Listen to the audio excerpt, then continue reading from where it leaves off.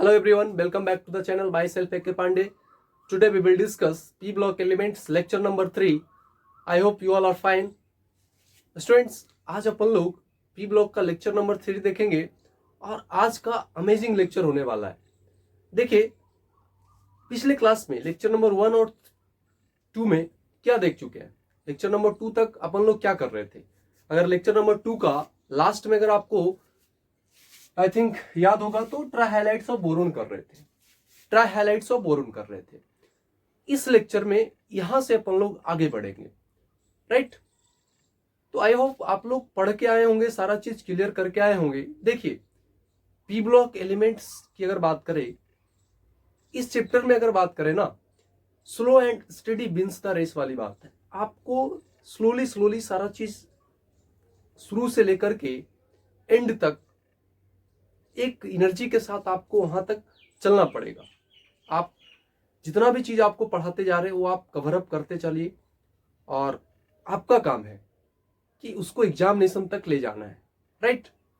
Generally अगर आप देखोगे, most of the teacher P block elements, जो ब्लॉक एलिमेंट्स है, चाहे वो पी ब्लॉक हो, चाहे वो एस ब्लॉक एलिमेंट्स हो, चाहे D and A block elements हो, तो P block elements most of the teacher छोड़ देते हैं। बड़े बड़े कोचिंग की भी बात करें, लेकिन पी ब्लॉक चैप्टर आपका काफी इंपॉर्टेंट है। यहां से सवाल आता ही आता है। आप नीट और जेई की बात कर ले तो 2 से 3 सवाल आना ही आना है। तो आखिर क्यों छोड़ दे। और आपको अमेजिंग वे में पूरा पढ़ाएंगे। तो आपका काम है, जितना पढ़ा दिया गया है आप उसको रखिए, आगे हम सिखाने का गारंटी लेते हैं।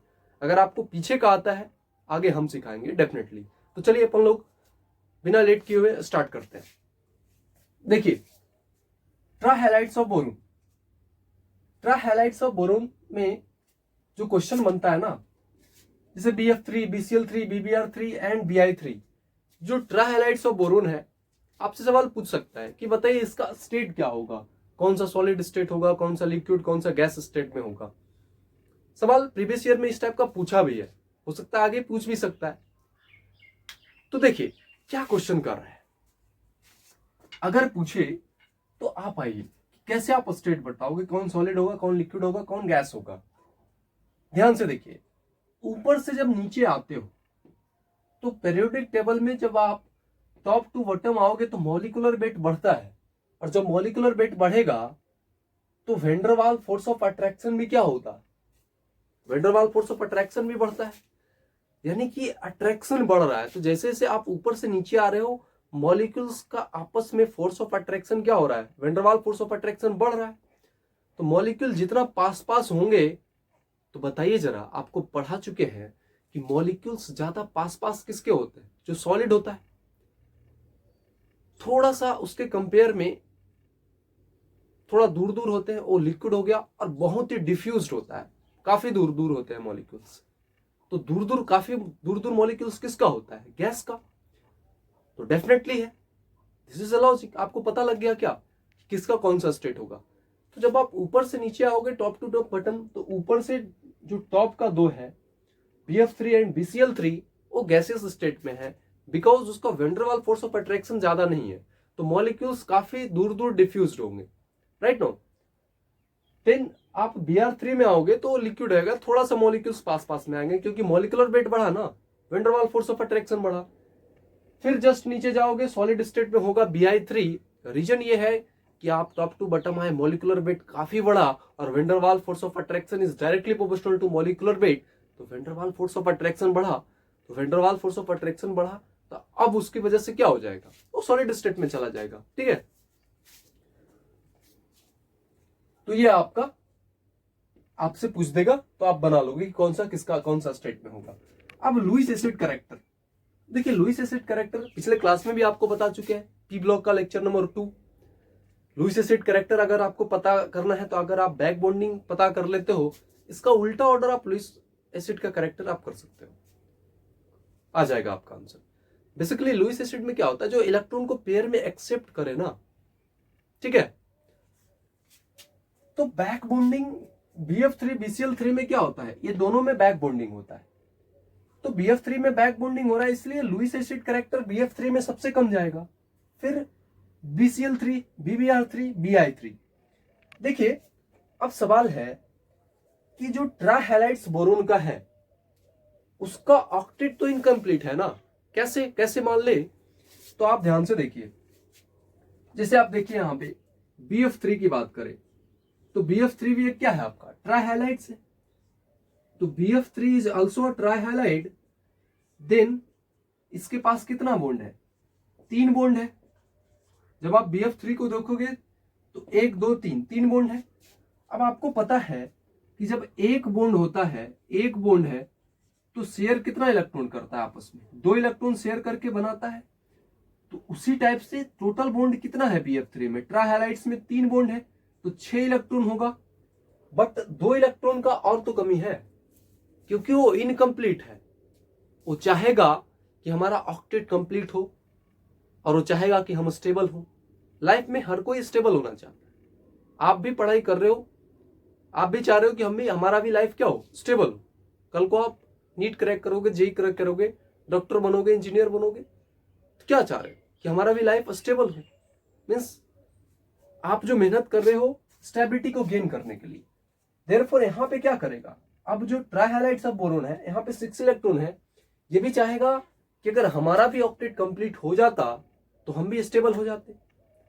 तो अब स्टेबल होने के केस में क्या करेगा, उसके पास 2 रास्ते हैं। In order to complete octet this undergo back bonding और दूसरा डायमराइजेशन। तो होना तो क्या चाहिए था 8 इलेक्ट्रॉन, बट होता कितना है 6 इलेक्ट्रॉन। तो अब चाहेगा ऑक्टेट कंप्लीट करने के लिए, तो ऑक्टेट कंप्लीट करने के लिए उसके पास 2 ऑप्शन है। 2 ही तरीका से वो स्टेबल हो सकता है, 2 ही तरीका से वो ऑक्टेट को कंप्लीट कर सकता है। कौन, ट्राइहैलाइड्स ऑफ बोरोन। पहला क्या है, बैक बॉन्डिंग करेगा, या दूसरा डायमराइजेशन करेगा।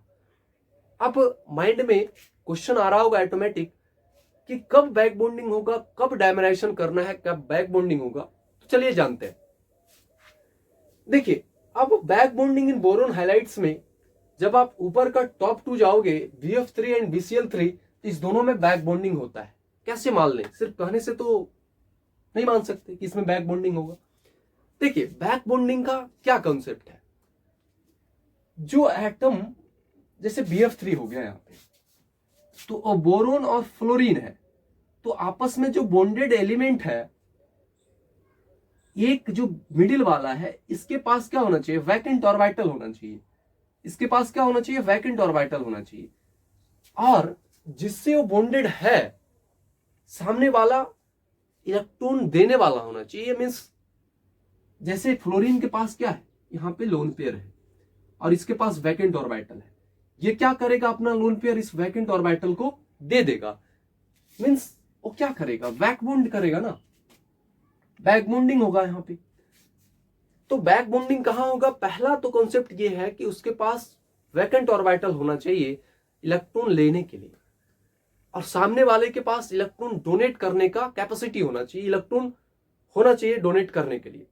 और दूसरी मेन पॉइंट है वैलेंस बॉन्ड थ्योरी। जब आपको केमिकल बॉन्डिंग में पढ़ा रहे थे तो आपको बता रहे थे बॉन्ड का फॉर्मेशन वही होगा जहां पे ओवरलैपिंग बेस्ट हो ना। तो जाहिर सी बात है ओवरलैपिंग भी एक बड़ा फैक्टर है बैक बॉन्डिंग। ओवरलैपिंग अच्छा होना चाहिए, तो बेस्ट ओवरलैपिंग, अच्छा ओवरलैपिंग होगा तभी आप बैक बॉन्डिंग भी ठीक होगा। आई थिंक आपका कंसेप्ट क्लियर हो गया।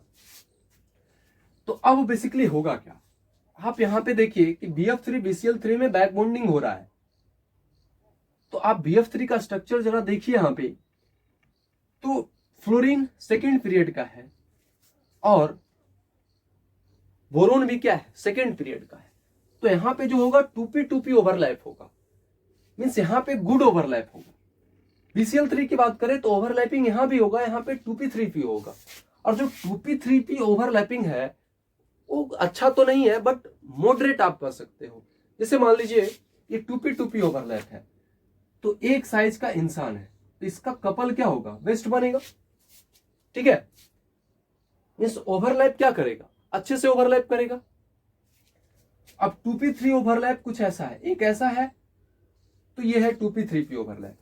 अब 2p4p में क्या होगा, एक तो ऐसा, एक काफी लंबा हो गया, मीन्स ओवरलैपिंग बेस्ट नहीं होगा। और 2p5 में जो ओवरलैपिंग हो रहा है एक ऐसा है, तो ये तो ऐसा हो गया। मीन्स अच्छा ओवरलैप कहां हो रहा है, 2p2p ओवरलैप, सेम साइज वाला। फिर मॉडरेट ओवरलैप किस में हो रहा है, 2p 3p में 2p 4p काफी अब साइज बढ़ गया, काफी साइज बढ़ गया in the comparison of 2p and 4p, right. तो ओवरलैपिंग अब अच्छा नहीं होगा, तो ओवरलैपिंग जब अच्छा नहीं होगा तो बैक बॉन्डिंग नहीं होने वाला है, बैक बॉन्डिंग नहीं होगा, बैक बॉन्डिंग पॉसिबल नहीं होगा इसमें, ठीक है। तो इसके पास 6 इलेक्ट्रॉन है, अब चाहेगा कि हम स्टेबल हो तो 4 बॉन्ड बनाएगा। तो बैक बॉन्डिंग से क्या होता है ना, जब डेटा लेबोरेटरी में देखा गया, डेटा क्या, जब बैक बॉन्डिंग किया तो डबल बॉन्ड का, पार्शियल डबल बॉन्ड का कैरेक्टर आ जाता है, क्योंकि वहां पे अब डबल बॉन्ड बन जाता है ना, ये इलेक्ट्रॉन इसको दिया, अब बॉन्ड बन गया, ओवरलैप किया आपस में, तो 8 इलेक्ट्रॉन हो गया और हमारा BF3 क्या हो गया, स्टेबल हो गया, ठीक है। तो बैक बॉन्डिंग का कॉन्सेप्ट यही है कि पहला तो उस एलिमेंट के पास वैकेंट ऑर्बिटल होना चाहिए और उस एलिमेंट से जो बॉन्डेड एलिमेंट है उसके पास लोन पेयर या इलेक्ट्रॉन डोनेट करने का कैपेसिटी होना चाहिए ताकि वो इलेक्ट्रॉन डोनेट कर सके। और दूसरा मेन पॉइंट, ओवरलैपिंग अच्छा होना चाहिए, आप बैक बॉन्डिंग करोगे, ठीक है। बैक बॉन्डिंग का कॉन्सेप्ट डिटेल में हमने पढ़ा रखा है केमिकल बॉन्डिंग में। तो ओवरऑल ऑफ ये था, फटाफट से इसको नोट करिए, आगे देखते हैं। तो जो बैक बॉन्डिंग BF3 और BCl3 में जो हो रहा है, देखिए बेसिकली किसकी वजह से हो रहा है। तो बैक बॉन्डिंग में कैसे चेक करना है आपको कि बैक बॉन्डिंग होगा या वो डायमराइज करेगा। अगर बैक बॉन्डिंग हो जा रहा है तो आप बैक बॉन्डिंग करा लीजिए, डायमराइज। अगर बैक बॉन्डिंग नहीं हो रहा है तो तब देखना है कि डायमराइज हो रहा है कि नहीं हो रहा है, ऑक्टेट को कंप्लीट करने के लिए। देखिए बैक बॉन्डिंग का फिनोमेनन में क्या होता है, जब वो बैक डोनेशन करता है, बैक बॉन्डिंग करता है, तो बैक बॉन्डिंग की वजह से एक नया बॉन्ड फॉर्म होता है। तो पहले तो BF3 की अगर बात करें तो 3 बॉन्ड था, तो 3 बॉन्ड, एक बॉन्ड में 2 इलेक्ट्रॉन था, तो 3 बॉन्ड में 6 इलेक्ट्रॉन। अब जैसे ही बैक बॉन्डिंग किया तो 4 बॉन्ड बन गया, राइट। तो 8 इलेक्ट्रॉन हो गया और ऑक्टेट कंप्लीट हो गया, ठीक है। तो आप डिटेल में अगर देखना चाहते हैं तो आप ध्यान से देखिए back bonding in BF3 and BCl3। तो BF3 का जब आप स्ट्रक्चर ड्रॉ करोगे तो ऐसा होगा। तो इसके पास क्या है, वैकेंट ऑर्बिटल है ना, इस बोरोन के पास वैकेंट ऑर्बिटल है, ये खाली कमरा है इसके पास। और अभी तो 3 बॉन्ड बनाए हुए हैं, तो 3 बॉन्ड है तो 6 इलेक्ट्रॉन है इसके पास, ठीक है। बट ऑक्टेट कंप्लीट है क्या, तो ऑक्टेट तो कंप्लीट नहीं है इसका।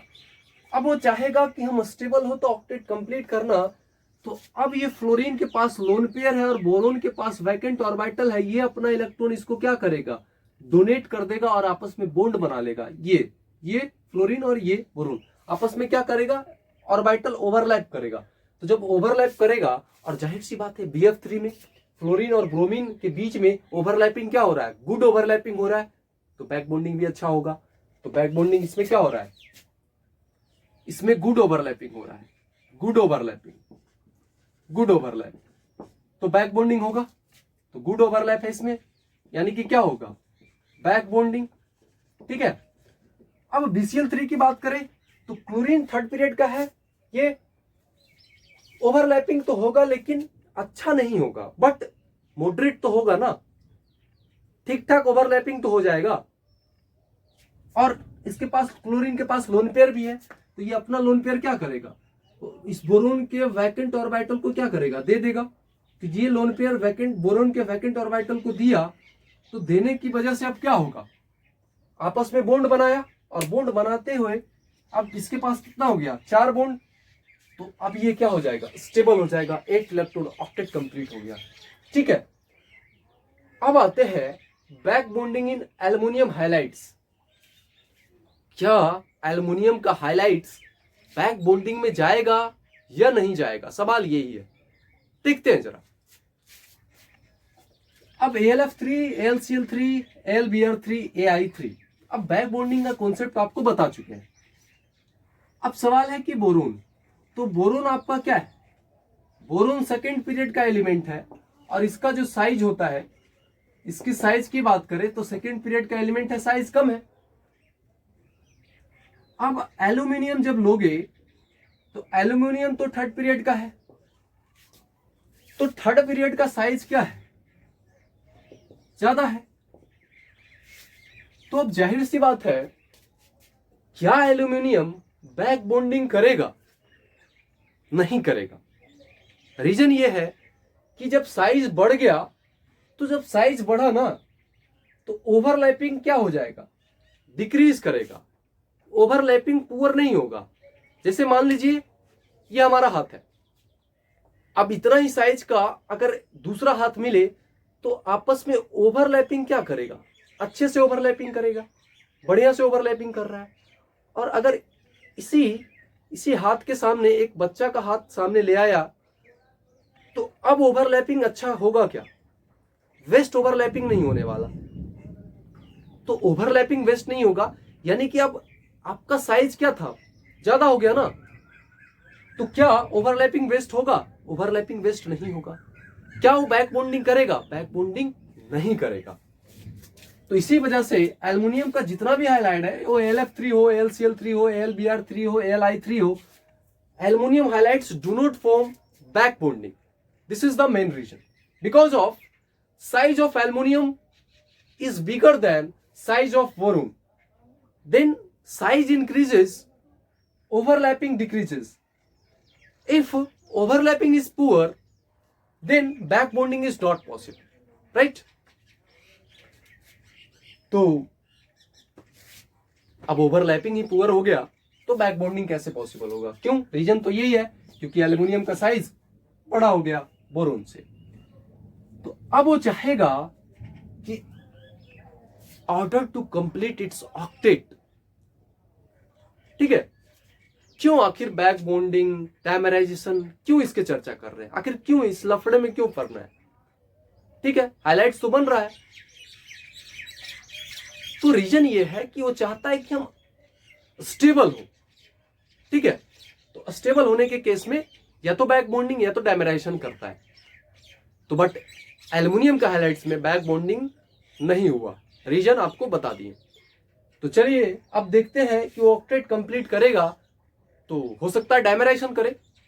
तो नेक्स्ट देखते हैं, फटाफट से इसको नोट करिए, आगे देखते हैं।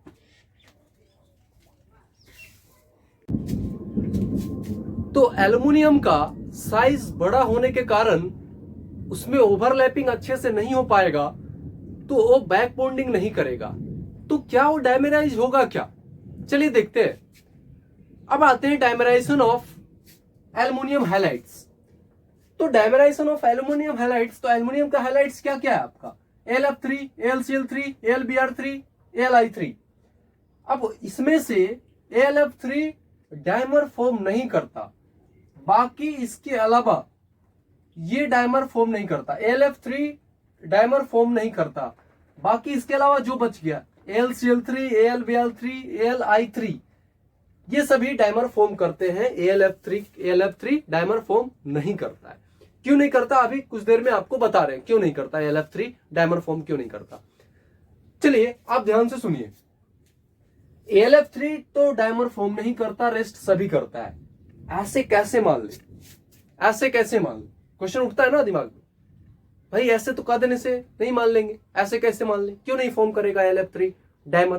तो आपको जस्ट थोड़ा देर वेट करिए, आपको आगे बता रहे। अब आइए, अब बाकी तो AlCl3, AlBr3, Li3 सभी क्या करता है? डायमर फॉर्म करता है। तो कैसे करता है समझते हैं इसके कंसेप्ट को। अब देखिए AlCl3 का जब आप डायग्राम बनाओगे, स्ट्रक्चर बनाओगे, तो ऐसा बनेगा। इलेक्ट्रॉन डेफिशिएंट है डेफिनेटली। तो चलिए अगर आप अपने मन से, अपने से फ्रेश से बनाते हैं इसको डायग्राम इसका AlCl3 का, तो आपने क्लोरीन, क्लोरीन और क्लोरीन। अब बेसिकली क्या है ना, AlCl3 डायमराइज करेगा। आप ध्यान से देखिए कैसे डायमराइज करेगा, उसके कॉन्सेप्ट को आपको बताने वाले हैं। बोरोन है, तो बोरोन का जब इलेक्ट्रॉनिक कॉन्फ़िगरेशन करोगे 1s2 2p1, जब आप एक्साइटेड स्टेट में भेजोगे तो पहले आप देखिए ग्राउंड स्टेट में क्या था, S के पास 2 इलेक्ट्रॉन है, इस 2s के पास 2 इलेक्ट्रॉन है, अब 2p के पास 1 इलेक्ट्रॉन है। तो p में 3 ऑर्बिटल होता है, तो 3 ऑर्बिटल बना दिया, इसमें 1 ऑर्बिटल होता है, तो इसमें मैक्सिमम 2 इलेक्ट्रॉन है, फिल कर दिया। p में मैक्सिमम 6 इलेक्ट्रॉन होते हैं और 3 ऑर्बिटल होते हैं, तो यहाँ पे p में 1 ही इलेक्ट्रॉन है। अब देखिए आपका जितना भी है p ब्लॉक में, बोरोन फैमिली में जितना भी एलिमेंट है, क्या क्या है? बोरोन है, एल्युमिनियम है, गैलियम है, इंडियम है, थैलियम है, ये सभी का सभी के पास क्या होता है, 2p vacant orbital, sorry p orbital vacant होते हैं। ये सभी के पास क्या होते हैं, p orbital, boron, aluminium, gallium, indium, thallium, ये सभी के पास p ऑर्बिटल वैकेंट होते हैं। अब जब p ऑर्बिटल वैकेंट है, आप ध्यान से देखिए, हम अगर इसका इलेक्ट्रॉन एक्साइट करके p में भेज दें, तो इसका इलेक्ट्रॉन जब हमने एक्साइट किया और एक्साइट करके किस में भेज दिया, p ऑर्बिटल में, तो अब तो एक इलेक्ट्रॉन रहा। अब इसमें क्या हो गया, p में 2 इलेक्ट्रॉन चला गया और p का एक वैकेंट ऑर्बिटल, एक कमरा p में क्या हो गया, अभी भी खाली है। तो 3 अनपेयर्ड इलेक्ट्रॉन है, मींस कितना बॉन्ड बनाएगा, 3 बॉन्ड बनाएगा। तो 3 बॉन्ड तो बना रहा है। देखिए आप ध्यान से, अब एक बॉन्ड, अब 3 इलेक्ट्रॉन, 3 बॉन्ड तो सभी बनाएगा। जब आपने एक्साइट करके इसमें भेजा तो एक कमरा अभी भी, एक वैकेंट ऑर्बिटल सब में है। तो एक वैकेंट ऑर्बिटल बोरोन में है, तो एक वैकेंट ऑर्बिटल एल्युमिनियम में भी है, एक vacant orbital gallium, indium and so on, सभी में एक वैकेंट ऑर्बिटल है। तो अब देखिए डायमराइज कैसे करेगा। आप पहले स्ट्रक्चर बनाओगे डायमराइजेशन का, तो आप ध्यान से देखिए, मेरे साथ सीखिए। एक AlCl3 लीजिए आप इसको कैसे बनाना है, क्लोरीन, क्लोरीन, और एक क्या करेंगे आप, पहले तो ऐसा था ना, पहले तो आप ऐसा दे देते थे एक क्लोरीन, आपको ऐसे नहीं, थोड़ा सा इसको क्या करना है, थोड़ा सा इसको ऐसे ऊपर कर देना है, ठीक है। एक AlCl3 हो गया। अब दूसरा आप लेंगे, उसी टाइप से आप करेंगे Cl, और अब ऊपर नहीं बल्कि थोड़ा सा आप क्या करेंगे, नीचे करेंगे, ये क्लोरीन हो गया आपका। अब आप ध्यान से देखिए, एल्युमिनियम के पास भी एक वैकेंट ऑर्बिटल है और ये भी, इसके पास भी क्या है, आप देखोगे तो ये सभी के पास 2p ऑर्बिटल क्या है, सॉरी p ऑर्बिटल क्या है, ये सभी के पास p ऑर्बिटल वैकेंट है। 2p तो सिर्फ बोरोन में है, बोरोन में, ये सभी में क्या है, बोरोन में 2p ऑर्बिटल वैकेंट है, एल्युमिनियम में p ऑर्बिटल वैकेंट है, तो सभी में p ऑर्बिटल वैकेंट है। एक्साइट करके हमने किया तो 3 बॉन्ड तो बना रहा है, तो 3 बॉन्ड चलिए बना लिया। 3 बॉन्ड बना रहा है तो कितना है, 3 बॉन्ड जब बना रहा है तो ये 6 इलेक्ट्रॉन है इसके पास, ठीक है। अब सवाल है कि इस क्लोरीन के पास तो इलेक्ट्रॉन है देने के लिए, और इस एल्युमिनियम के पास जब आप करोगे, तो एल्युमिनियम का जब आप करोगे ना, तो क्या करोगे, 1s2 2s2 2p, कितना हो गया, मीन्स अगर आप एल्युमिनियम को करोगे तो इसमें भी वैकेंट ऑर्बिटल मिलेगा, ठीक है। तो इसमें p ऑर्बिटल, एक वैकेंट ऑर्बिटल तो मिल रहा है। अब क्या करेगा, इसके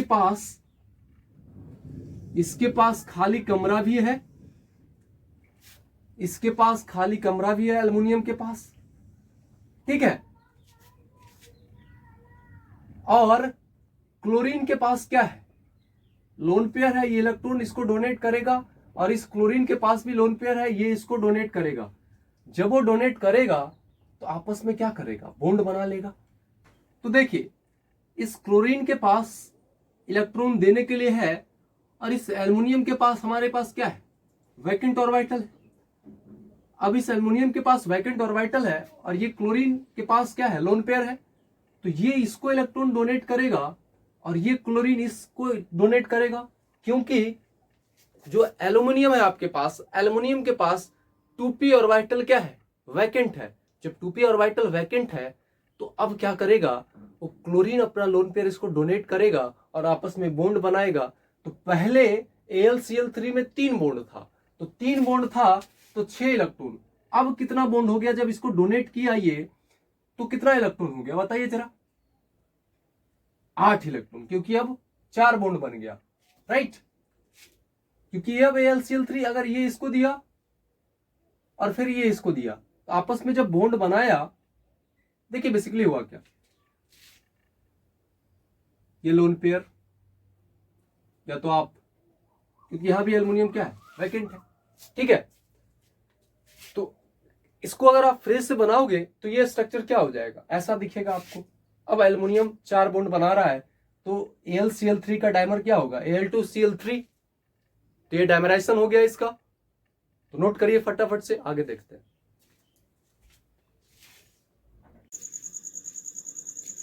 तो अभी हमने क्या देखा, जो AlCl3 का जो डायमराइजेशन हुआ, उस डायमराइजेशन के बाद कैसा स्ट्रक्चर आ रहा है। तो देखिए पहले AlCl3 में क्या था, AlCl3 में पहले एक एल्युमिनियम का और एक 3 क्लोरीन का, टोटल 4 एटम था। मीन्स वहां पे AlCl3 में एल्युमिनियम 3 बॉन्ड बना रहा था। जब वो डायमराइजेशन किया तो डायमराइजेशन करने के बाद अब एल्युमिनियम 4 बॉन्ड बनाने लगा, और पहले 3 बॉन्ड बना रहा था तो 6 इलेक्ट्रॉन था इसके पास, और अब 4 बॉन्ड हो गया डायमराइजेशन करने के बाद, तो 8 इलेक्ट्रॉन हो गया उसके पास, और उसका ऑक्टेट कंप्लीट हो गया और वो स्टेबल हो गया। ठीक है, तो इसका स्ट्रक्चर कुछ ऐसा बनेगा ना, ये ऐसा स्ट्रक्चर बनेगा। अब देखिए ये जो स्ट्रक्चर बना है आफ्टर डायमराइजेशन ऑफ AlCl3, जब AlCl3 को डायमराइज करोगे तो क्या हो जाएगा, Al2Cl6। तो टोटल एटम अगर बात करें तो Al2Cl6 में टोटल एटम कितना है, 2 तो आपका एल्युमिनियम का है और 6 आपका क्या है, क्लोरीन का है। तो टोटल कितना एटम हो गया, 8 एटम्स हो गया, 8 एटम्स हो गया। तो इस टोटल 8 एटम में से आपसे सवाल कर सकता है कि इसका हाइब्रिडाइजेशन क्या हो सकता है, एल्युमिनियम का हाइब्रिडाइजेशन क्या है, इसमें पूछेगा कि कौन सा एक प्लेन में है, कितना एटम एक प्लेन में है, ये सब क्वेश्चन आपसे पूछ सकता है। इसको बनाना सेट क्यों कहते हैं, कैसे कहते हैं, तो देखिए आप एक एक करके हमारे साथ सीखते चलिए। देखिए ध्यान से, ये जो डायमराइजेशन के बाद ये जो स्ट्रक्चर आया है, पहले तो देखिए इसमें कितना क्लोरीन है, टोटल 4 और 2 6 क्लोरीन है, और उसमें से 6 क्लोरीन में से 2 क्या है, 2 एल्युमिनियम है। अब ध्यान से देखिए, आपको जो कॉन्सेप्ट बताने वाले हैं, ये जो 4 क्लोरीन है आपके पास, 2 क्लोरीन ये, और एक 3 क्लोरीन, और एक 4 क्लोरीन, ये जो 4 क्लोरीन हो गए, इस 4 क्लोरीन आपको एक प्लेन में होते हैं, एक प्लेन में है ये, और ये 2 एल्युमिनियम एक प्लेन में है। एक प्लेन में कहने का मतलब समझिए आप ध्यान से, जैसे ये बोर्ड जो आपका, ये जो व्हाइट बोर्ड आपको दिखाई दे रहा है, ये चारों का चारों क्लोरीन क्या है, ये 4 का 4 क्लोरीन और 2 एल्युमिनियम इस बोर्ड पे ही रखा हुआ है। ठीक, अब 2 क्लोरीन जो है, एक जो ब्रिज वाला क्लोरीन आपको दिखाई दे रहा है, ये वाला, ये 2 क्लोरीन जो दिखाई दे रहा है, ब्रिज जो एक ब्रिज की तरह आपको दिखाई दे रहा है, वो क्या है ना, अगर आप इस व्हाइट बोर्ड पे आप इमेजिन करोगे 3D में, तो ये 4 क्लोरीन इस बोर्ड पे है, बाकी और ये 2 एल्युमिनियम भी इस बोर्ड पे ही रखा हुआ है। अब देखिए इस क्लोरीन के पास लोन पेयर रिपल्सन की वजह से अब ये एक प्लेन के ऊपर है इस बोर्ड के। अगर आप 3D में इमेजिन करोगे तो ये बोर्ड के बाहर आपको दिखाई देगा ऐसे, और एक बोर्ड के अंदर है, या फिर आप समझिए कि एक प्लेन के ऊपर है, ये वाला क्लोरीन प्लेन के ऊपर है और एक प्लेन के नीचे। अब सवाल मन में उठ रहा है कि ऐसा क्यों हुआ कि एक प्लेन के ऊपर चला गया और एक प्लेन के नीचे आ गया। रीजन बड़ा सिंपल है, क्लोरीन के पास क्या है, लोन पेयर है ना, और इस क्लोरीन के पास भी लोन पेयर है। अब लोन पेयर के, जब लोन पेयर और लोन पेयर का रिपल्सन होगा तो क्या होगा, एटम दूर दूर जाएंगे ना, एक दूसरे से रिपेल करेंगे, तो रिपल्सन की वजह से एक ऊपर के प्लेन में हो गया, एक नीचे के प्लेन में हो गया। तो आपसे सवाल यही पूछ रहा है कि इसमें से कितना एटम एक प्लेन में है। तो ये 4 क्लोरीन और 2 aluminium are in one plane, right. और जो ब्रिजिंग वाला 2 क्लोरीन है, ये वाला और ये वाला, तो ब्रिजिंग वाला 2 क्लोरीन क्या है, आउट ऑफ प्लेन है। अब सवाल है कि इस एल्युमिनियम का हाइब्रिडाइजेशन क्या होगा, what is the hybridization of this aluminium. आप ध्यान से जरा देखिए, इस एल्युमिनियम का हाइब्रिडाइजेशन क्या होगा, बताइए जरा। देखिए पहले जब AlCl3 था ना, पहले जब AlCl3 था, जैसे AlCl3 था, एक क्लोरीन एक क्लोरीन एक क्लोरीन, तो जब पहले ये AlCl3 था तो इस एल्युमिनियम का हाइब्रिडाइजेशन क्या था, sp2। ठीक है, कैसे, एक s का ऑर्बिटल और 2 p का ऑर्बिटल, टोटल एल्युमिनियम 3 बॉन्ड बना रहा था। बट जब आफ्टर डायमराइजेशन, जब डायमराइजेशन हो गया तो डायमराइजेशन के बाद एल्युमिनियम कितना बॉन्ड बना रहा है, 4 बॉन्ड बना रहा है। तो इस 4 बॉन्ड में आप ध्यान से देखेंगे, जब ये एल्युमिनियम 4 बॉन्ड बनाया तो अब क्या होगा, एक तो s का हो गया और 3 p ऑर्बिटल हो जाएगा, तो हाइब्रिडाइजेशन क्या हो जाएगा, sp3। तो एक s का और 3 p का ऑर्बिटल, इसलिए हाइब्रिडाइजेशन sp3 हो जाएगा एल्युमिनियम का। ठीक है, अब तीसरा सवाल, चौथा इंपॉर्टेंट सवाल आपसे पूछ सकता है, डायमराइजेशन तो किया बट एक सवाल और पूछता है, इसमें बताइए कितना सेंटर कितना इलेक्ट्रॉन बॉन्ड है, कैसे पता करते हो, कितना सेंटर कितना इलेक्ट्रॉन बॉन्ड है, तो कितना सेंटर है इसमें, एक एल्युमिनियम एक क्लोरीन और एक एल्युमिनियम, फिर तो यही रिपीट होगा। तो 3 सेंटर इसमें दिखाई दे रहा है आपको, एक एल्युमिनियम और एक ये वाला क्लोरीन और एक ये वाला एल्युमिनियम, ये 3 सेंटर दिखाई दे रहा है, 1 2 3, तो सेंटर तो 3 हो गया। अब इस 3 सेंटर के बीच में कितना इलेक्ट्रॉन का मूवमेंट हो रहा है, अगर ये पता लग जाए तो आपको पता लग जाएगा कि उसके बीच में कितना सेंटर और कितना इलेक्ट्रॉन बोलते हैं इसको। तो इतना तो पता लग गया आपको कि 3 सेंटर है। अब इस 3 सेंटर में आप इलेक्ट्रॉन देखिए कितना मूव कर रहा है, तो 2 इलेक्ट्रॉन यहाँ और ये 2 इलेक्ट्रॉन इसके बीच में, तो टोटल इलेक्ट्रॉन कितना हो गया, इस 3 सेंटर के बीच में टोटल इलेक्ट्रॉन कितना हो गया, 4 इलेक्ट्रॉन। तो इसी को क्या बोलते हैं, this is 3 centre and 4 electron bond, understand. अब देखिए, अब इसको जो ये 3 सेंटर 4 इलेक्ट्रॉन बना है, देखिए आपके सिलेबस में 2 ही पढ़ना है, एक तो 3 सेंटर 4 इलेक्ट्रॉन बॉन्ड है और एक 2 इलेक्ट्रॉन 3 सेंटर 2 इलेक्ट्रॉन बॉन्ड होगा। ठीक है, तो केमिकल बॉन्डिंग में आपको पढ़ा चुके हैं। अब देखिए, अब ये 3 सेंटर 4 इलेक्ट्रॉन को आप मिक्स जब कर रहे हो, मिलाने के बाद क्या हो रहा है, एक बनाना शेप, ये हरा वाला ग्रीन वाला दिखाई दे रहा है आपको, ये ग्रीन का एक बनाना शेप बन रहा है आपको, इसी को इसीलिए उसको बोलते हैं क्या, this is called a banana bond, इसी को क्या बोलते हैं, बनाना बॉन्ड। तो ये था आपका 5 इंपॉर्टेंट क्वेश्चन जो आपसे पूछ सकता है और पूछा भी है प्रीवियस ईयर में। ठीक है, अगर आप नीट और जेई का तैयारी कर रहे हो तो पूछता भी है। अब आइए, Al2Cl3 जब डायमराइजेशन किया तो एक क्वेश्चन और बन सकता है, तो उसको हम कॉन्सेप्ट में ही करा देते हैं तो ज्यादा बेहतर रहेगा। एक क्वेश्चन और आपसे क्या पूछेगा, जैसे देखिए आप जब डायमराइजेशन कराए AlCl3 का तो Al2Cl6 बना ना, तो वो Al2 जो Cl6 बना, सॉरी यहाँ पे Cl6 होगा, Al2Cl6, तो टोटल आइटम 8 है।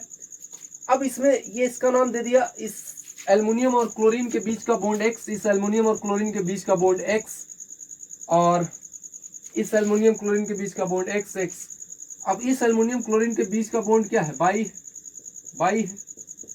है, और इसका नाम दे दिया बाई है, X नहीं, क्या है, बाई, ये क्या है, ये बाई है। अब जरा बताएंगे, एक सवाल है हमारा कि X और बाई में से कौन ग्रेटर होगा, जाहिर सी बात है बाई ग्रेटर होगा X से। क्यों, what is the reason behind it, क्या कारण है। आप देखिए, पहला तो ये 4 क्लोरीन क्या है, एक प्लेन में है, और ये 2 क्लोरीन जो ब्रिजिंग वाला है, ब्रिजिंग वाला 2 क्लोरीन जो है, एक तो प्लेन के ऊपर है और एक प्लेन के नीचे है।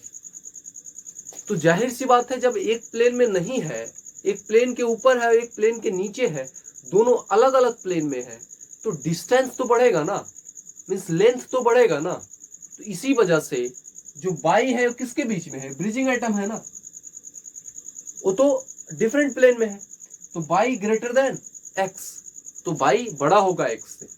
Due to bond length of bonds above and below the plane is longer than the plane. ठीक है, तो प्लेन से लॉन्गर होगा, जो प्लेन के ऊपर है, जो प्लेन के नीचे है, रेदर देन प्लेन। तो चलिए फटाफट से नोट करिए, आगे देखते हैं अपन लोग। अभी हमने अमेजिंग टिप्स आपको दिया कि क्वेश्चन किस टाइप के पूछ सकते हैं। अगर AlCl3 का जब डायमेराइजेशन आपने किया तो 5 इंपोर्टेंट पॉइंट, जो 5 इंपोर्टेंट सवाल थे आपको बताए। देखिए बेसिकली हुआ क्या इसमें कि जब डायमर किया तो अब एल्युमिनियम 4 बॉन्ड बना रहा है। तो देखिए इसमें 3 डिफरेंट एंगल भी दिमाग में आपको ध्यान में रखना है। आप याद नहीं करना है बल्कि आपको फील करना है। फील क्या करना है, देखिए सबसे बड़ा एंगल क्या है, ये और इस क्लोरीन का बीच का 180 डिग्री, वो 79 डिग्री, 118 डिग्री है ना, 118 डिग्री, 79 डिग्री और 101 डिग्री। अब देखिए आपको बताए थे क्या बताए थे अभी जस्ट, कि अगर ये बाई है और ये एक्स है तो बाई ग्रेटर देन एक्स क्या था, बाई ग्रेटर देन एक्स। ठीक है, बॉन्ड लेंथ की बात करें, ऐसा क्यों, क्योंकि ये क्लोरीन और ये क्लोरीन, ये क्लोरीन और ये क्लोरीन, ये 4 क्लोरीन जो थे वो क्या थे, एक प्लेन में था, और ये 2 एल्युमिनियम एक प्लेन में था। तो ये 4 क्लोरीन एक प्लेन में था, और बाद बाकी जो बचा 2 क्लोरीन जो आपको ब्रिजिंग क्लोरीन है, ब्रिज वाले क्लोरीन है, ये क्या था, ये डिफरेंट प्लेन में था। एक प्लेन के अबव द प्लेन था, एक बिलो द प्लेन था, वो प्लेन में नहीं था, है ना, एक प्लेन के ऊपर था, एक प्लेन के बिलो था। अब बेसिकली हुआ क्या कि जाहिर सी बात है इसके पास भी लोन पेयर है, इसके पास भी लोन पेयर है। अब वो लोन पेयर रिपल्सन होगा तो वो चाहेगा क्या, रिपल्सन को मिनिमाइज करना चाहेगा ना। तो जब वो रिपल्सन को मिनिमाइज करेगा तो प्लेन क्या हो जाता है, एक एबव द प्लेन चला जाता है, एक बिलो द प्लेन चला जाता है। अब जब प्लेन चेंज हुआ, जब एक प्लेन में वो नहीं है, तो जाहिर सी बात है, जरा सोचिए तो आप, लेंथ बढ़ेगा कि नहीं बढ़ेगा, बॉन्ड लेंथ इंक्रीज कर जाएगा। तो बॉन्ड लेंथ क्या हो गया, इंक्रीज कर गया। इसलिए आप देख रहे हो इस वाले क्लोरीन और एल्युमिनियम के बीच का डिस्टेंस कितना है, 221 पीएम, पिकोमीटर में आप पीएम में, और इसका 206 पीएम। तो ज्यादा कौन है, 221 पीएम वाला, मीन्स ये वाला है, क्योंकि ये above the plane below the plane, एक प्लेन में नहीं है, इसलिए बॉन्ड लेंथ भी बढ़ गया। ठीक है, और sp3 है, एल्युमिनियम ये क्या है, sp3 में है, sp3 में है ना, एक s का ऑर्बिटल और 3 p का ऑर्बिटल, एक s का ऑर्बिटल और 3 p का ऑर्बिटल, एक p, 2 p और 3 p, तो 3 p का ऑर्बिटल आपस में ओवरलैप करके बॉन्ड बना रहा है। तो ये कैसा स्ट्रक्चर हो गया, ये कैसा, अगर आप बात करें तो उसको क्या बोलेंगे, टेट्राहेड्रल। ठीक है, sp3 है। तो अब आपको बताए थे, आप ध्यान से देखिए क्या देखा हमने, बोरोन फैमिली में जो AlF3 था वो डायमर फॉर्म नहीं कर रहा था। जब अपन ने स्टार्ट किया था तो BCl3 से किया था, AlCl3 से किया था। AlF3 डायमर फॉर्म करता है कि नहीं करता है, वो चीज आपको क्या बताए थे, फर्स्ट टाइम ही बताए थे कि आगे देखेंगे, बताएंगे कि AlF3 do not form dimer. What is the reason, चलिए ध्यान से सुनिए आप, क्या है रीजन। AlF3 डायमर फॉर्म नहीं करता है, रीजन क्या है, क्या आपको पता है, एल्युमिनियम के पास वैकेंट p ऑर्बिटल है। देखिए बोरोन फैमिली में boron, aluminium, gallium, indium, thallium, ये सभी के पास उसका p ऑर्बिटल खाली है, वैकेंट है। तो p ऑर्बिटल वैकेंट है, और ये फ्लोरीन क्या है, लोन पेयर है। तो ये लोन पेयर क्या करेगा, इसको डोनेट करेगा ना इस एल्युमिनियम को, तब बॉन्ड बनेगा। बट एक बात ध्यान रहे, आपको बता चुके हैं कि जो फ्लोरीन होता है वो पूरे पीरियोडिक टेबल में सबसे हाईएस्ट इलेक्ट्रोनेगेटिव एलिमेंट है।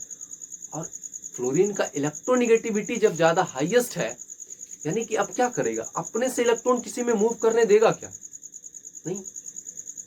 इलेक्ट्रोनेगेटिविटी क्या होता है, tendency to attract share pair of electron या बॉन्डेड पेयर ऑफ इलेक्ट्रॉन। तो बॉन्डेड पेयर ऑफ इलेक्ट्रॉन को अट्रैक्ट करने का टेंडेंसी जितना ज्यादा होगा, उसका इलेक्ट्रोनेगेटिविटी उतना ज्यादा होगा। जितना पावर से इलेक्ट्रॉन को खींचेगा अपनी ओर, इलेक्ट्रोनेगेटिविटी उतना ज्यादा। और जब इलेक्ट्रोनेगेटिविटी फ्लोरीन का सबसे ज्यादा होता है पूरे पीरियोडिक टेबल में, तो जाहिर सी बात है, चाहे सामने वाला के पास खाली कमरा हो, पर सिर्फ खाली कमरा से तो नहीं होने वाला, अब उसमें इंसान जाएगा तभी तो भरेगा ना, बट सामने वाला तो जाने नहीं दे रहा है, क्योंकि जो फ्लोरीन है वो हाईएस्ट इलेक्ट्रोनेगेटिव है और इलेक्ट्रॉन अपने पास क्या है, कस के पकड़ के रखा हुआ है। अब वो एल्युमिनियम के पास नहीं भेजेगा। क्यों नहीं भेजेगा? क्योंकि fluorine is the highest electronegative atom, तो हाईएस्ट इलेक्ट्रोनेगेटिव एलिमेंट है।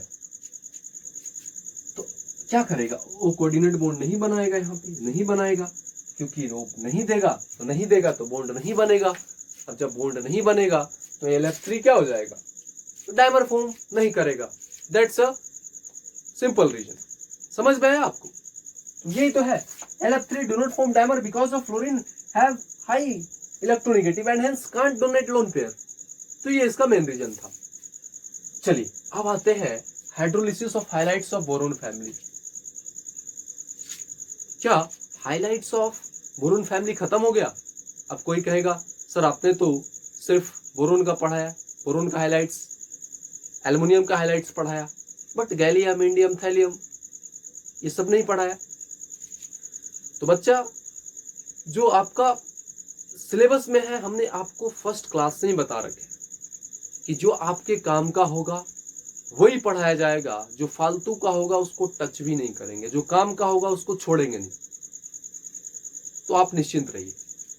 देखिए, तो बोरोन का हाइलाइट्स, एल्युमिनियम का हाइलाइट्स आपको पढ़ना था, गैलियम, इंडियम, थैलियम आपके सिलेबस में नहीं है, तो क्यों पढ़ना है? क्यों अपना टाइम वेस्ट करेंगे? क्योंकि हमारे सिलेबस में इतना काम का चीज है कि टाइम उसमें तो आपको टाइम नहीं मिलने वाला, तो फालतू का क्या पढ़ेंगे? ठीक है, तो वो आपके सिलेबस में नहीं है, आप निश्चिंत रहिए। जितना पढ़ा है आपको उतना ही आपके सिलेबस में है। बोरोन और एल्युमिनियम का हाइलाइट्स बताएं। अब आते हैं बोरोन फैमिली में हाइड्रोलिसिस ऑफ हाइलाइट्स।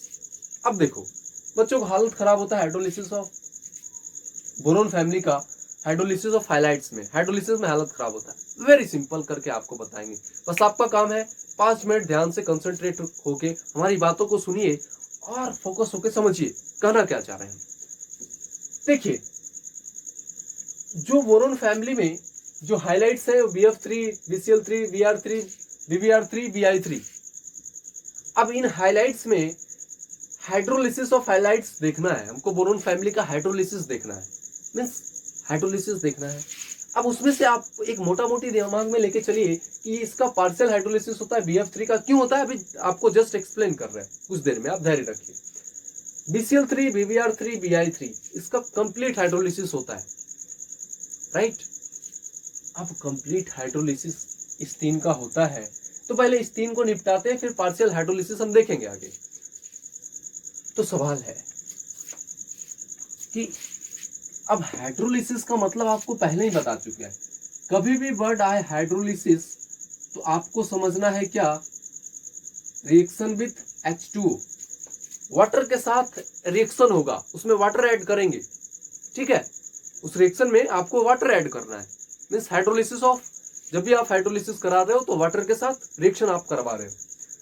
अब देखिए कैसे प्रोडक्ट बनेगा। प्रोडक्ट को रटना नहीं है आपको, सिंपल वे में कैसे कैसे क्या करना आप सीखिए हमारे साथ। एक प्रोडक्ट सीख जाएंगे सारा का सारा बन जाएगा। देखिए आप लोग सारा बताइए कि जो ये बोरोन है, इस बोरोन के पास क्या p ऑर्बिटल वैकेंट है? बिल्कुल। जब आप बोरोन का क्या करोगे, इलेक्ट्रॉनिक कॉन्फ़िगरेशन करोगे तो 1s2 2s2 2p1, तो p ऑर्बिटल तो आपका वैकेंट है ना, p ऑर्बिटल तो वैकेंट है। जब p ऑर्बिटल वैकेंट है और इस वाटर का जो लोन पेयर है वो क्या है, वो जो लोन पेयर है इस वैकेंट ऑर्बिटल को डोनेट करेगा तो इसके साथ बॉन्ड बनाएगा। तो बॉन्ड बनाएगा तो क्या हो जाएगा, कुछ ऐसा था आपके पास, क्या था, BCl3 था ना। अब H2O के पास अपना लोन पेयर है, तो वो ऑक्सीजन का लोन पेयर दिया इस बोरोन को, तो दिया तो देता है, तो डोनेट करता है तो कैसा चार्ज आता है, पॉजिटिव चार्ज आता है। और जब एक्सेप्ट करता है, जब ले लेता है इलेक्ट्रॉन को, तो नेगेटिव चार्ज आता है। अब ये पॉजिटिव और नेगेटिव चार्ज आप ध्यान से देखिए, ये पॉजिटिव और नेगेटिव चार्ज अब क्या करेगा, अब सारा तो पॉजिटिव नेगेटिव का खेल है, तो आपस में क्या करेगा, ये कंबाइन करेगा, ये पॉजिटिव और निगेटिव, और पॉजिटिव निगेटिव कंबाइन करेगा और निकल जाएगा। बच क्या जाएगा इसके साथ OH, तो क्या बच गया BClCl, और यहां से HCl तो रिमूव हो गया, क्या बच गया यहां से HCl क्या हो जाएगा, यहां से HCl क्या हो जाएगा, रिमूव हो जाएगा HCl जब रिमूव हो जाएगा, क्यों, फिर से ध्यान से सुनिए। देखिए आपको बता दें, बोरोन फैमिली में चाहे वो बोरोन हो, एल्युमिनियम हो, गैलियम हो, इंडियम हो, थैलियम हो, उस सभी में p ऑर्बिटल वैकेंट है। ठीक है, आप एक बार कंसंट्रेट से समझिए, एकदम 1 मिनट में कॉन्सेप्ट क्लियर हो रहा है। हाइड्रोलिसिस ऑफ हाइलाइट्स का फिर से आइए, देखिए ये जो बोरोन है, इस बोरोन के पास क्या है, वैकेंट p ऑर्बिटल है। ठीक है, अब हाइड्रोलिसिस का मतलब क्या है, आप पानी ऐड करिए इसमें, जब आप पानी ऐड करोगे, जो वाटर के साथ जब आप रिएक्शन कराओगे, बेसिकली हो क्या रहा है ना, BCl3 में आप H2O को ऐड कर रहे हो, BCl3 में आप H2O को ऐड कर रहे हो, कंटेनर लिया और BCl3 में आप H2O को ऐड किए।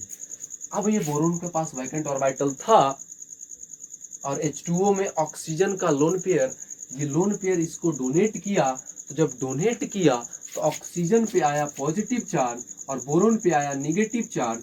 ये पॉजिटिव और निगेटिव, सारा खेल तो पॉजिटिव और निगेटिव का है दुनिया में, तो आपस में आया, पॉजिटिव निगेटिव अट्रैक्ट किया, बॉन्ड बनाया।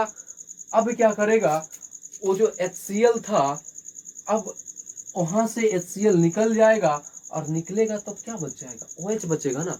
अब कोई कहेगा सर ऑक्सीजन पे, ऑक्सीजन है, मोर इलेक्ट्रोनेगेटिव है, ये भी ऑक्सीजन पे पॉजिटिव चार्ज नहीं होगा। ये फाइनल प्रोडक्ट थोड़े ना आया है, ये फाइनल प्रोडक्ट तो नहीं है। ये जो ऑक्सीजन पे पॉजिटिव आया है वो तो क्या है, ट्रांजिशन स्टेट है, वो आया बना और तुरंत निकल गया वहां से HCl। ठीक है, फाइनल प्रोडक्ट आपका यहाँ पे क्या मिल रहा है, यहाँ पे OH बच रहा है ना, क्योंकि वहां से HCl आप निकाल दिए।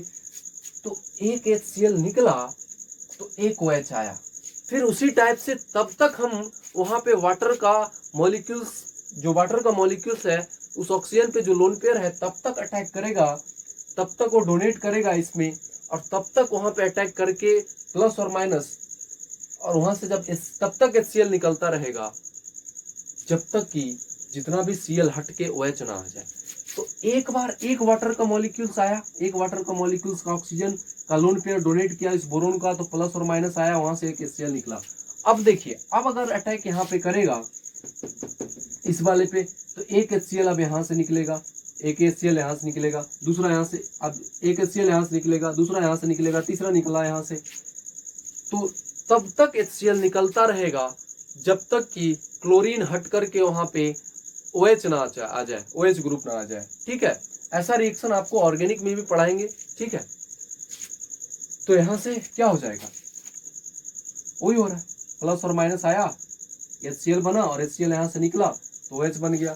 तो एक क्लोरीन हटा तो OH आया, फिर दूसरा क्लोरीन उसी टाइप से, उसी प्रोसेस से जाएगा, जब आप समझ रही हो ना उसी प्रोसेस से, तो फिर दूसरा OH आएगा, फिर उसी टाइप से तीसरा OH आएगा। कितना क्लोरीन निकला है,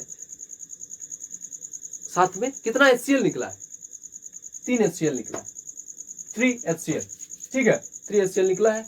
और यहाँ सिमिलर वे क्या होगा, बोरोन और आयोडीन के केस में आपको वाटर ऐड करना है। वाटर क्या करेगा, वाटर के पास लोन पेयर है, अपना लोन पेयर क्या करेगा, इस बोरोन के पास खाली कमरा है, वैकेंट p ऑर्बिटल है, उस p ऑर्बिटल क्या करेगा, ये लोन पेयर इसको देगा, फिर ये प्रोडक्ट उसी टाइप से क्या करोगे आप, प्लस और माइनस आएगा, आपस में मिलेगा, वहां से HCl हटेगा, HCl हटाते जाइए, लाते जाइए। अब Br है, HBr है, तो वहां से आप HBr को हटाइए और OH जोड़ दीजिए, यहाँ से HI को हटाइए, OH जोड़ दीजिए। ठीक है, समझ में आया हाइड्रोलिसिस, कितना सिंपल वे में आपको बता दूं। तो यही था हमारा hydrolysis of highlights of boron, है ना। तो ये सिंपल सा लॉजिक है बेसिकली, तो इसको फटाफट से नोट करिए। आगे देखते हैं पार्शियल हाइड्रोलिसिस।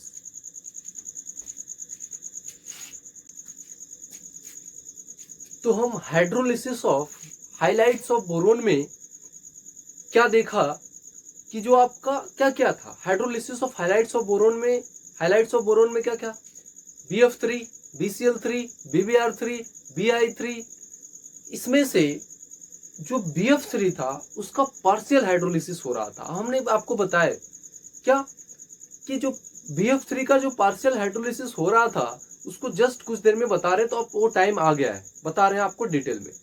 बट हमने क्या कंप्लीट कर लिया, जो BCl3 था, BBr3 था, BI3 था, उसका कंप्लीट हाइड्रोलिसिस हो रहा था। वो आपको क्या प्रोडक्ट आ रहा है, कैसे आ रहा है, इजीएस्ट वे में आपको बता दिए। अब बारी है किसका, partial hydrolysis of highlights of boron. देखिए पार्शियल हाइड्रोलिसिस ऑफ का मतलब क्या है, तो पार्शियल हाइड्रोलिसिस कौन करता है, सिर्फ बोरोन फैमिली में एक ही करता है, बोरोन फैमिली में सिर्फ एक ही तो करता है पार्शियल हाइड्रोलिसिस, वो क्या है, वो है BF3। अब देखिए पार्शियल हाइड्रोलिसिस को समझते हैं। देखिए पार्शियल हाइड्रोलिसिस का मतलब क्या होता है ना, जैसे आपका BF3 है तो वो कंप्लीट हाइड्रोलिसिस उसका नहीं होगा, मींस पूरा पूरा रिएक्ट नहीं करेगा वो वाटर के साथ, हाइड्रोलिसिस नहीं होगा, उसको बोलेंगे पार्शियल हाइड्रोलिसिस। अगर देसी भाषा में कहें कि पार्शियल हाइड्रोलिसिस का मतलब क्या होता है, तो देसी भाषा में समझे तो क्या है, पार्शियल हाइड्रोलिसिस का मतलब होता है कि आपके पास अगर 100 मॉलिक्यूल्स है तो उसमें से मात्र 80 मॉलिक्यूल्स 80 मॉलिक्यूल्स ही हाइड्रोलाइज्ड हो पा रहा है, ठीक है। तो ये आपका क्या है, वो पार्शियल हाइड्रोलिसिस है। अब आते हैं पार्शियल हाइड्रोलिसिस में कि बेसिकली होता क्या, जैसे मान लीजिए आपके पास ये BF3 है, अब H2O ऐड करिए, उसमें वाटर ऐड करिए, तो वाटर जब आप ऐड करोगे तो वाटर के पास क्या है, लोन पेयर है। अब ये लोन पेयर क्या करेगा, चलिए यहाँ पे आपको डिटेल में बताते हैं। ये H2 है, अब ये लोन पेयर ये इसको डोनेट करेगा, क्यों, क्योंकि इस बोरोन के पास क्या है, वैकेंट p ऑर्बिटल है, तो ये डोनेट किया, तो जो दिया डोनेट किया तो पॉजिटिव, और एक्सेप्ट किया लिया तो क्या, नेगेटिव चार्ज। अब ये पॉजिटिव और नेगेटिव मिला, तो अब यहां से क्या करेंगे, HF निकाल लेंगे, HF क्या करेंगे, HF यहां से निकल जाएगा, तो HF निकलेगा तो 3 HF निकलेगा, तो 3 OH बोरोन के साथ जुड़ जाएगा, सिमिलर जो देख रहे थे। देखिए स्लाइटली डिफरेंस है, जो हम हाइड्रोलिसिस में कर रहे थे वहां से क्या कर रहे थे, बेसिकली यही तो कर रहे थे ना कि H+ और Cl- ऐड किया और वहां से HCl निकाले और OH जोड़ते चले गए, Cl निकलता गया, OH आके जुड़ता गया, हाइड्रोलिसिस में हो रहा था। पार्शियल हाइड्रोलिसिस में भी वही काम होगा, बट थोड़ा सा स्लाइटली डिफरेंस क्या है, जो यहाँ पे जो HF आ रहा है ना, ये वाला HF, ये जो HF आ रहा है वो फर्दर रिएक्शन किसके साथ करेगा, ये वाला फर्दर रिएक्शन करेगा BF3 के साथ, ठीक है। तो अब BF3 के साथ वो फर्दर रिएक्ट करेगा, कौन, HF, जो आपको HF मिला है यहाँ पे, वो HF अब इसके साथ फिर फर्दर रिएक्ट करेगा, किसके साथ रिएक्ट करेगा बताइए जरा, अब फर्दर फिर इसके साथ H3BO3 के साथ रिएक्ट कर लेगा, इसके साथ, ये जो HF है, ये जो HF है, अब इसके साथ रिएक्ट कर देगा, फिर से अब इसके साथ रिएक्ट करेगा H3BO3 के साथ, ठीक है। क्यों करता है, क्योंकि उसका एक बॉन्ड एनर्जी का कॉन्सेप्ट होता है, ठीक है। तो BF3H3H2 यहाँ पे क्या मिला, जो वाटर का मॉलिक्यूल्स था, यहाँ से क्या करेगा, 3 HF निकालेगा और OH जुड़ जाएगा, तो 3 HF बनेगा, और ये फर्दर जो HF है वो रिएक्ट करेगा किसके साथ, H3BO3 के साथ। तो जब HF will react with H3BO3, then अब H3BO3 के साथ जब रिएक्ट करेगा तो क्या हो जाएगा, इसका F- और इसका H+, तो F, इसका F- BO3 के साथ आएगा तो BF4- बनाएगा, और इसका H+, तो H++ 3H2O। अब इसी का क्या है, इसका पूरा रिएक्शन लिखा गया है नीचे, ये सेम चीज का पूरा रिएक्शन लिखा गया है नीचे।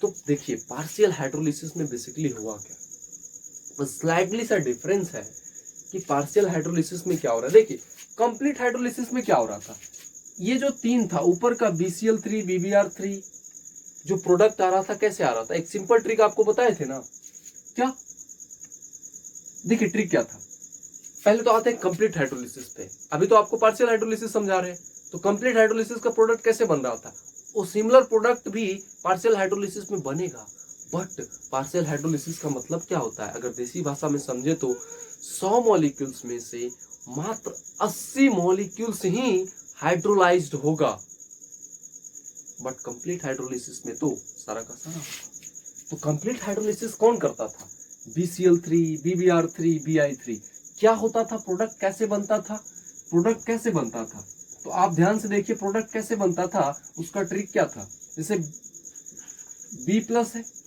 और क्या था, Cl माइनस लिया, ठीक है। अब H2O का H प्लस और OH माइनस, अब एक का B प्लस और उसका H2O का OH माइनस आपस में मिला दीजिए तो क्या बनेगा, H3BO3 और इस H प्लस को और Cl माइनस को मिला दीजिए तो क्या बनेगा, HCl। उसी टाइप से BBr3 में क्या करोगे, यहाँ पे B प्लस और यहाँ पे क्या हो जाएगा, आप Cl माइनस का जगह Br माइनस H प्लस, तो एक बार क्या बनेगा, HBr और H3BO3, ठीक है। तो इससे तो कंप्लीट हाइड्रोलिसिस का प्रोडक्ट आ रहा था, वो तो समझ में आ रहा है। उतना प्रोडक्ट पार्शियल में भी आएगा, बट एक स्लाइटली डिफरेंस क्या है पार्शियल हाइड्रोलिसिस में, आप ध्यान से समझिए कि जो प्रोडक्ट बना H3BO3 और ये HF और ये H3BO3, अब ये दोनों फर्दर रिएक्ट कर जाएगा और ये फर्दर रिएक्ट करेगा, तो फर्दर रिएक्ट करने के बाद रिएक्शन क्या बनाएगा, फर्दर जब इसके साथ रिएक्ट करेगा तो एक प्रोडक्ट और बनाएगा, क्या बनेगा, BF4 माइनस। तो बेसिकली पार्शियल हाइड्रोलिसिस में क्या हुआ, तो वो जो BF3 है, जब आपने इसका हाइड्रोलिसिस कराया तो क्या बना, BOH का होल थ्राइस, अरे वही तो है, BOH का होल थ्राइस लिखिए या H3BO3 लिखिए। तो अब जो H3BO3 आया, अब उसको HF के साथ फर्दर हाइड्रोलिसिस करा देंगे, और जब फर्दर हाइड्रोलिसिस होगा तो एक नया तरह का प्रोडक्ट बन रहा है BF4 माइनस। तो आपको समझ में आया कि कंप्लीट हाइड्रोलिसिस और पार्शियल हाइड्रोलिसिस में स्लाइटली डिफरेंस क्या था। तो हमने 100% एनसीईआरटी का जितना भी रिएक्शन था वो तो कंप्लीट किया ही, साथ में नीट एंड जेई के लिए आप प्रिपरेशन कर रहे हो तो कंपटीशन के लिए जितना और एक्स्ट्रा चाहिए वो सारा चीज आपको बताएं। तभी अगर सिर्फ एनसीईआरटी बताते तो कैसे प्रोडक्ट बनता वो आपको नहीं समझ में आता। तो जो एक्स्ट्रा बताना था जितना, उतना कंपटीशन के लिए जरूरी था, उतना हमने आपको कंप्लीट करा दिया। तो हमने क्या, physical properties of boron family done कर लिया, कंप्लीट हो गया हमारा। केमिकल प्रॉपर्टीज बोरोन फैमिली का ये भी कंप्लीट हो गया हमारा। तो अब नेक्स्ट क्लास में हम लोग कंपाउंड्स ऑफ बोरोन फैमिली देखेंगे, जो VVIS से क्वेश्चन आता है। तो नेक्स्ट सेशन और भी इंपॉर्टेंट होने वाला है, तो मिस ना करें। और देखिए इतना अमेजिंग लेक्चर आपको फ्री ऑफ कॉस्ट मिल रहा है, तो आप अपने जो भी नीडी स्टूडेंट है, जो भी आपके जो बड़ा बड़ा कोचिंग नहीं अफोर्ड कर सकते, जो भी आपके नीडी स्टूडेंट है, उन तक शेयर करिए ताकि उनको भी बेनिफिट मिले। और आपके साथ क्या होगा, एक कंपटीशन का माहौल बनेगा, और कंपटीशन करना अच्छी बात है, ठीक है। आप जेलस की भावना मत रखिए, कंपटीशन डेफिनेटली करिए, ताकि आप कंपटीशन करोगे तभी आप में इनहेंस होगा और आप प्रोग्रेस कर पाओगे, ठीक है। तो मोर से मोर कंपटीशन करिए और अपने दोस्तों को अधिक से अधिक लेक्चर को शेयर करिए। चैनल को अगर आपको ये वीडियो अच्छा लगा तो लाइक करना ना भूले, लाइक करिए, सब्सक्राइब करिए। देखिए इंडिया ग्रेटेस्ट तभी बनेगा जब हर भारत को एक क्वालिटी एजुकेशन मिलेगा, अच्छा से अच्छा एजुकेशन के साथ एक क्वालिटी एजुकेशन भी मिलना चाहिए, ठीक है। तो वो काम हम आपके लिए कर रहे हैं, आपका काम है आप अच्छे से पढ़ाई करिए, सीरियसली पढ़ाई करिए। तो दैट्स ऑल फॉर टुडे, आज के लिए इतना ही रखते हैं। Signing off, bye bye.